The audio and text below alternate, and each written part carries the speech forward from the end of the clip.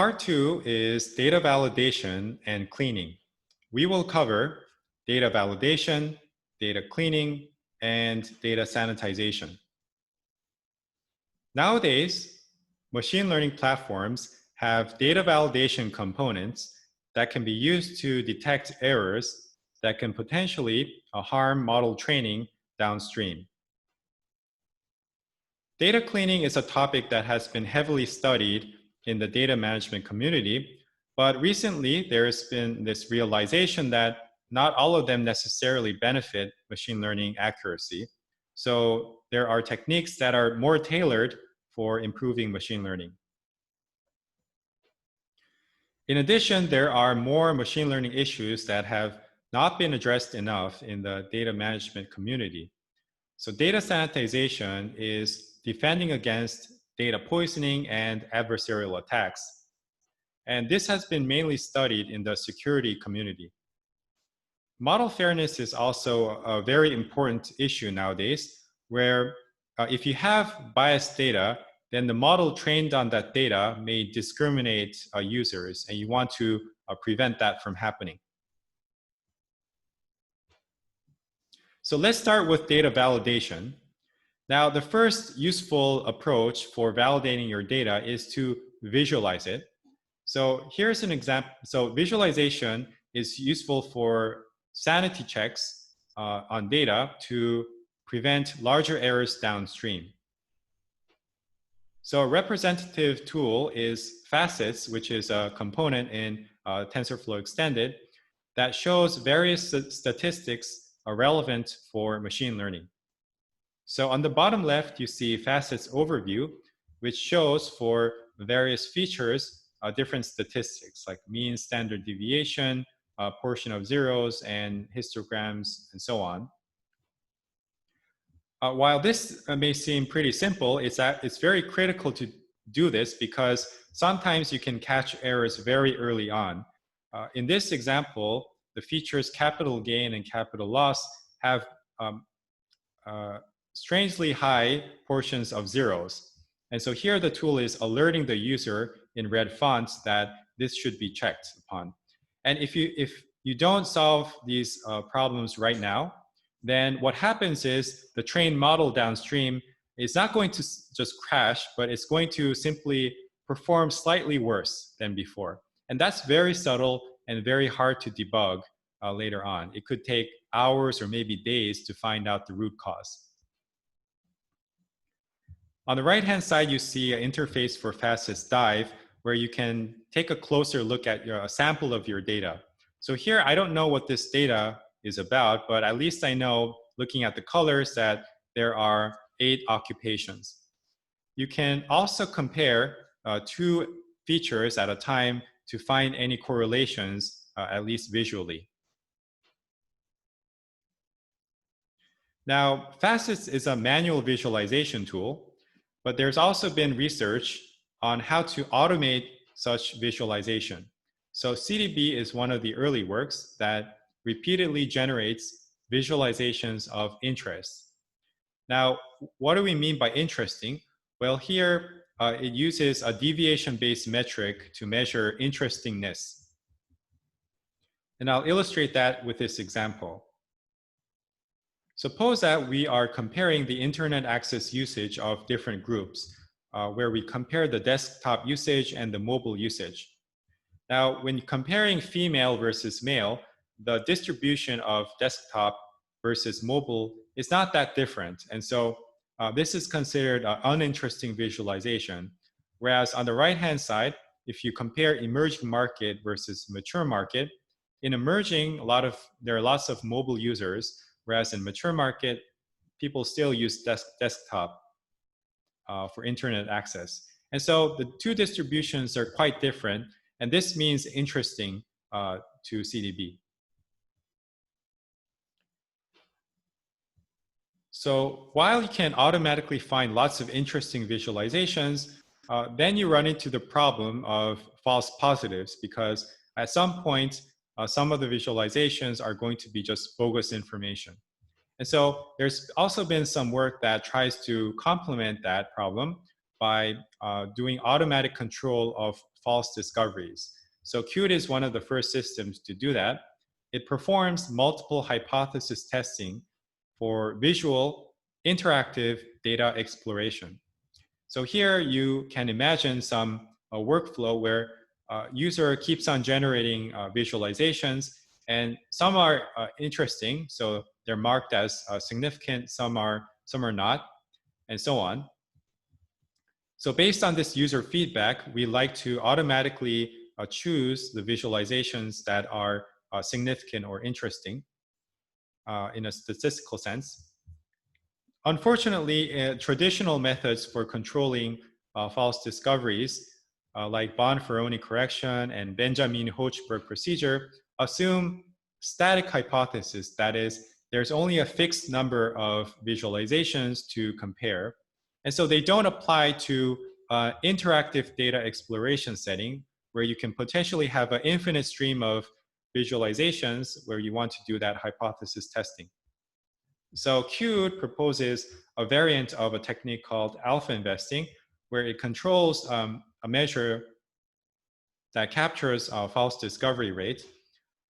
And the idea is that you have some budget, alpha, that you can keep on using, but at some point you may run out of it, and you can use it in this interactive setting to find the significant visualizations. So that was data visualization. Now I'd like to talk about common data errors that occur in practice when doing data validation, especially in a production setting. So there are largely three data errors: dirty data, changing data, and missing data. So dirty data occurs when you have, say, a heterogeneous and erroneous data sources. So in this example, let's say we're collecting country codes. So we have these capitalized country codes from data source 1, lowercase country codes from data source 2, and some numbers from data source 3. So reconciling these codes can be range from easy, where you simply just change the case, to very hard, where I'm not really sure what 10 and 20 mean here. Changing data means that the data of the data source keeps on changing and producing different data. So let's say that we start with data where the time unit is in hours, and this is a distribution of that data. So the x-axis is time, y-axis is frequency. But at some point, the data source may be updated, maybe because it wants, there's some new feature was implemented. And then it could be that the developer decides to change the time unit to minutes instead of hours. So in that case, the data is suddenly going to have this spread out distribution. And so if you're not careful, if you restricted your data to have, be in this range, suddenly you're missing out most of the data. And so you always need to be aware of whether the data source changed its data. Missing data occurs when one or more of the data sources simply are just out of operation. And this is a very common scenario. And it's difficult to detect unless you consciously are checking for this error.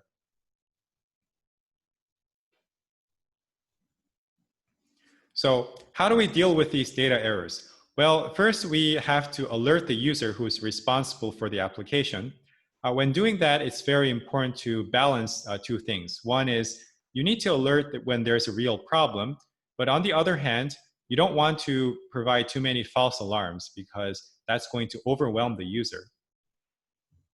Also, you want to provide action items. So in addition to just saying there's a problem, you need to propose some suggestions of how to fix those problems. And this is equally important as alerting the user, but it's usually less studied, especially in academia. So when alerting users, we want to avoid this kind of vicious cycle. So for example, let's say that there is an application, this is the owner, the application crashes. And so the engineer is then wants to prevent such crash from happening, so sets up a bunch of alarms. But if these alarms are too sensitive, then they're going to produce lots of false alarms. And that may be overwhelming, especially in a production setting where it's common to have an on-call, where you have to wake up in the middle of the night to fix problems. And so if the alarm is false, then it could be very frustrating. So the engineer may decide to turn off all the alarms, and then we're back to ground zero where the crash can occur again. So alerts must not be too sensitive, so they must have precision, but at the same time, they must detect real errors as much as possible. So it's also important to have some recall.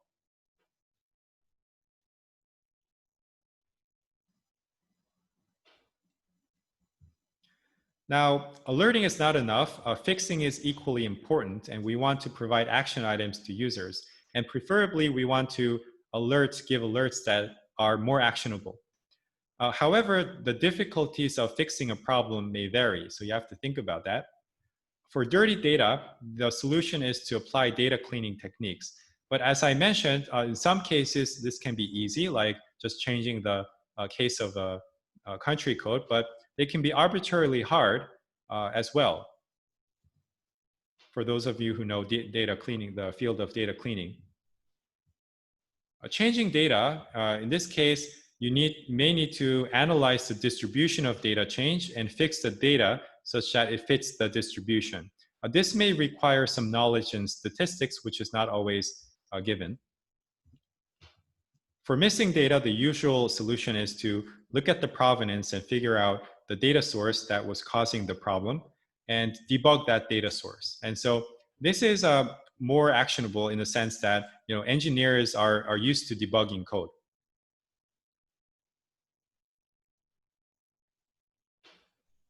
So I'd like to introduce as a case study TensorFlow data validation, which is a component of TensorFlow extended and does the data validation. So here the system generates data schemas from previous data sets and uses the schema to validate future ones. And it conservatively alerts users on data errors, but as a result, it can provide concrete action items as well. So here's a simplified diagram of TFDV. So the input is the training and serving data. This is analyzed by this analyzer to produce data statistics. And combined with the schema, it's fed into this data validator, which compares, checks if there are any anomalies. Now, it could be the case that the schema is incorrect or the data is incorrect.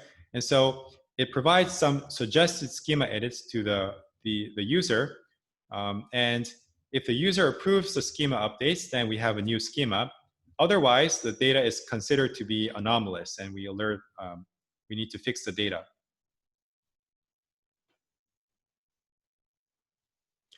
So here's an example of schema generation. Now, schema here is different from the traditional notion of schema in databases. So here we're just collecting various information about features. So in this example, there is one feature called event. It has the values click and conversion. So here in the schema, what we have is event has the possible values, click and conversion, and other information as well. So min fraction 1 means that the event occurs in all the examples. Value count 1 means that there's one value per event, and the type is in bytes. Now, this schema is used to check if subsequent data conforms. So in this example, let's say that the new data has this new value called impressions. Now, this is a new value, so either the schema needs to be updated or the data is incorrect. And so the data validation suggests that the user either adds this new value in the string domain or fix the data. And it's up to the user to make that decision.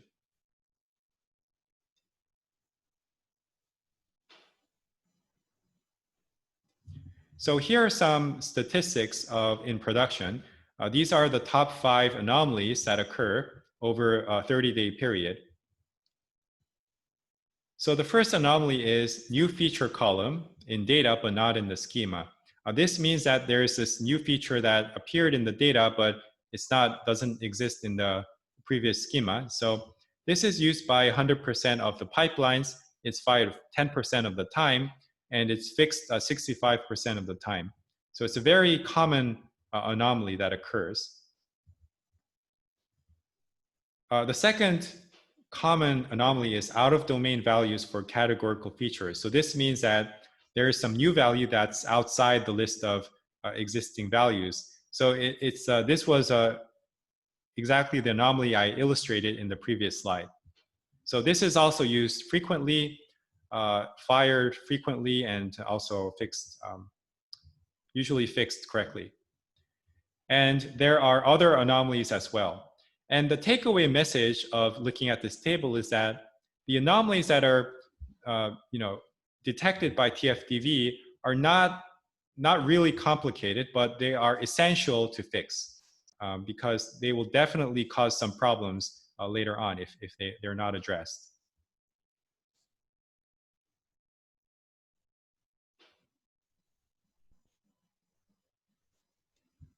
So in summary, data visualization can be used for sanity checks.